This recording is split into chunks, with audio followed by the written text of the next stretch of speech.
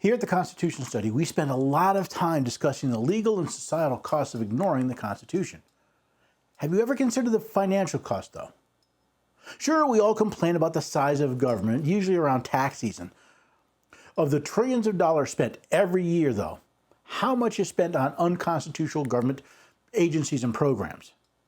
Let's take some time and look at the 2023 budget for the government of the United States. See how much is being spent on these agencies that do not legally exist, and consider the cost of our lack of constitutional literacy.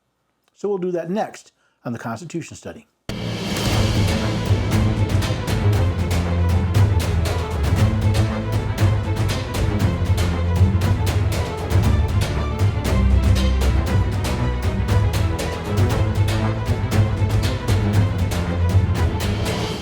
Hello there, everyday Americans, and welcome to the Constitution Study. My name is Paul Engel. This is where we read and study the Constitution.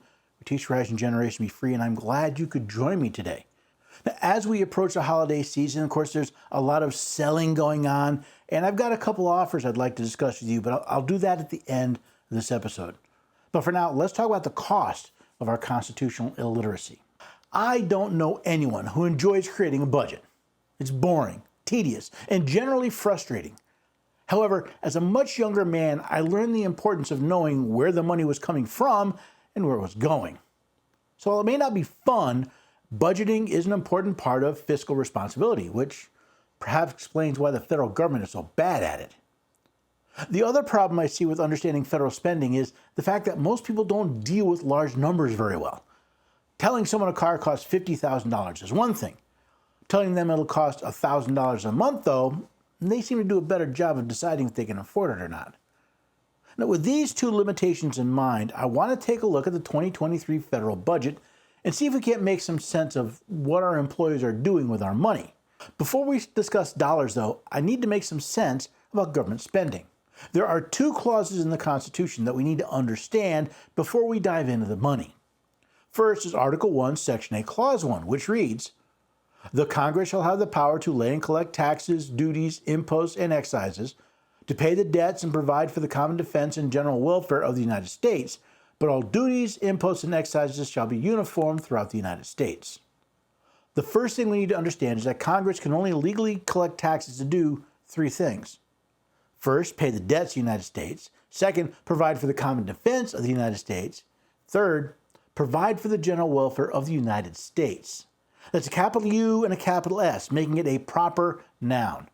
It's the very same proper noun used in the second clause we need to understand, the 10th Amendment, which reads, "The powers not delegated to the United States by the Constitution, nor prohibited by it to the states, are reserved to the states respectively, or to the people." Unless a power is delegated to the United States by the Constitution, it doesn't belong to it.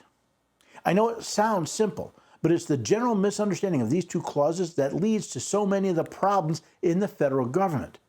According to Article 1, Section 8, Clause 1, unless Congress is paying the debts, providing for the common defense, or the general welfare of the Union called the United States, they're not allowed to fund it with taxes, duties, imposts, or excises. And since these different forms of taxes are the only way Congress has of collecting money, it means they cannot legally pay for these things. By now, some of you are asking, but what is the general welfare of the United States? Well, the name United States was given to the Union of States in the Articles of Confederation. Article 1 reads, "The style of this confederacy shall be the United States of America." Now, the word style, S-T-I-L-E, was another spelling of the word style, S-T-Y-L-E. Now, among the many senses of that word, we find title or appellation. So the Confederacy of States, formed in 1776, was titled the United States of America. This title was retained when the new Union was formed under the Constitution in 1787. Why is this important? Because the General Welfare Clause does not give power to Congress to collect taxes on anything they think is generally beneficial.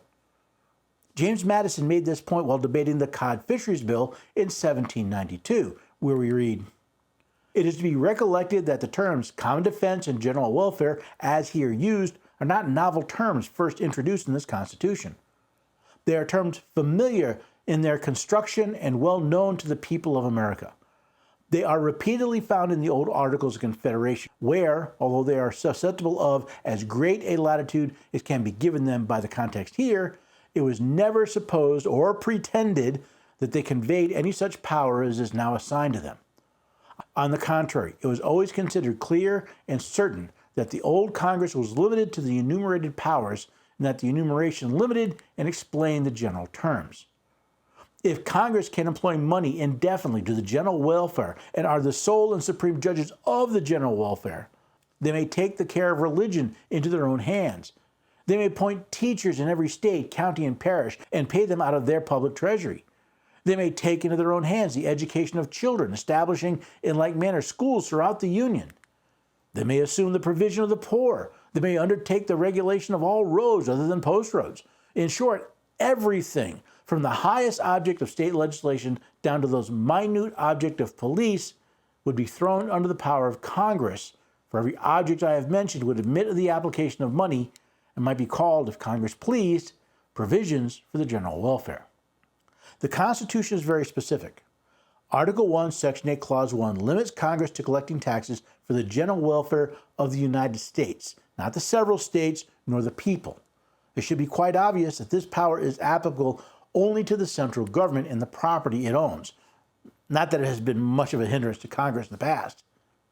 Furthermore, since the 10th Amendment limits the power of the United States to those delegated to it by the Constitution, Congress cannot claim the authority to do anything outside of those limited and enumerated powers. I want to focus on federal spending rather than the federal budget. The reason is quite simple. Budgets can easily be manipulated.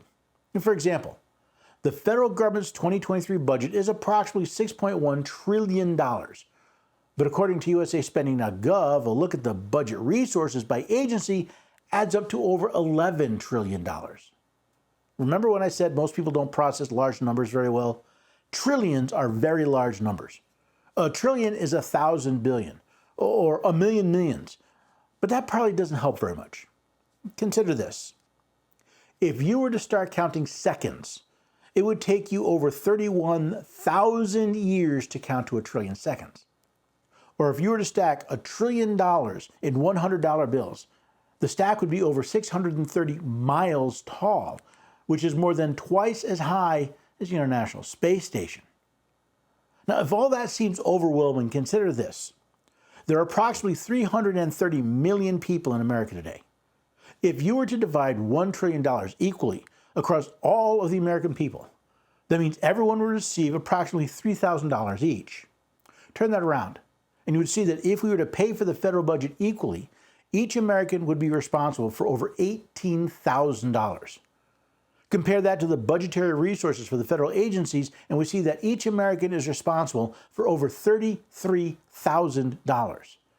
And that's just for federal spending. Which brings me back to the original question. What is the cost of our constitutional illiteracy? I took the spending information on USAspending.gov and broke down the agencies into those that are exercising powers delegated to the United States, those that are definitely not, and those that might be. USAspending.gov lists 108 individual agencies. Care to guess how many are exercising powers definitively delegated to the United States? 12. That's right. Only 12 of the 108 agencies listed in USAspending.gov are definitely exercising powers delegated to the United States. Another 15 are possibly exercising powers delegated to the United States, but are most likely going far beyond that authority. What are the costs of these 27 agencies? Again, according to USAspending.gov, the 12 legitimate agencies cost about $4.3 trillion, and the 15 agencies that may be exercising legitimate powers, another $485 billion, for a grand total of approximately $4.8 trillion each and every year, which happens to be the revenue the federal government brought in during fiscal year 2022. Which leaves us with the 800-pound gorilla, or in this case, the $6 trillion gorilla in the room. The remaining 81 departments have an almost $6.5 trillion in budgetary resources. That means almost 60% of the federal spending goes to departments that are not authorized by the Constitution. Now, with the national debt at over $31 trillion, just think what a difference it would make if the federal government only spent money on what it was legally authorized to. There is, though, a more fundamental problem than the money. See, as the 10th Amendment states, powers not delegated to the United States don't belong to it. Yet Congress passed legislation to create these departments, even though they are not authorized by the Constitution. What does that mean? According to Chief Justice Marshall in the Marbury versus Madison case, certainly all those who have framed written constitutions contemplate them as forming the fundamental and paramount law of the nation. And consequently, the theory of every such government must be that an act of the legislature repugnant to the Constitution is void. And if Chief Justice Marshall is correct, and an act of the legislature repugnant to the Constitution is void, then the acts of Congress that created these agencies are also void. Therefore, these agencies do not legally exist. And if these agencies do not legally exist, then any money appropriated for them was done fraudulently. We call that embezzlement. So what is the actual cost of our constitutional illiteracy? Yes, it's over $6 trillion of money embezzled from the American people each and every year. It is also the volumes of rules and regulations, all considered to have the force of law, even though they come from an agency that does not legally exist. Probably the most damaging cost of our constitutional literacy is the position of servitude to the federal government the American people have assumed. Of all the things we give up because we won't read and study the Constitution, our liberty seems to be of the greatest value. As Samuel Adams said, the liberties of our country, the freedom of our civil constitutions, are worth defending at all hazards, and it is our duty to defend them against all attacks. We have received them as a fair inheritance from our worthy ancestors. They purchased them for us with toil and danger and expense of treasure and blood, and transmitted them to us with care and diligence. Now that we know the cost of our constitutional literacy, will you join me in doing something about it? While the problem may seem daunting, the solution is simple. Every member of the state ought diligently to read and study the Constitution of his country and teach the rising generation to be free. You can find out more about that quote from Mr. J, along with finding tools and other people to help by visiting the Constitution Study at constitutionstudy.com. If you have any questions, you can ask them there. I hope this will be the first step you take to start rectifying not only any constitutional illiteracy you may have, but reducing their costs as well. The more I study the Constitution, the more I see how we've ignored it, the more cost I see in our lives. Not just dollars and cents, not just rights and liberties, but our very position as subjects to government rather than its master. There's a lot to learn, and I know a lot of people seem daunted by it, but it's easy to get started. I started the same way. I knew very little about the Constitution until I took John Jay's challenge and I actually read it. Now, sure, you can find the Constitution. You can find free constitutions in a lot of places. You can read it free online from archives.gov. I've created a 30-day devotional to help you get through it. Not because it's a big, long read, but because a lot of people are daunted by it. But getting a nice 2-minute chunk is easy for them to digest. It also helps to focus on a specific topic rather than a whole bunch of topics at once. I've got books for studying. I'm going to be starting my Constitution study. You can go to constitutionstudy.com/study and find out more. It's on sale until New Year's if you want to pre-purchase the entire study.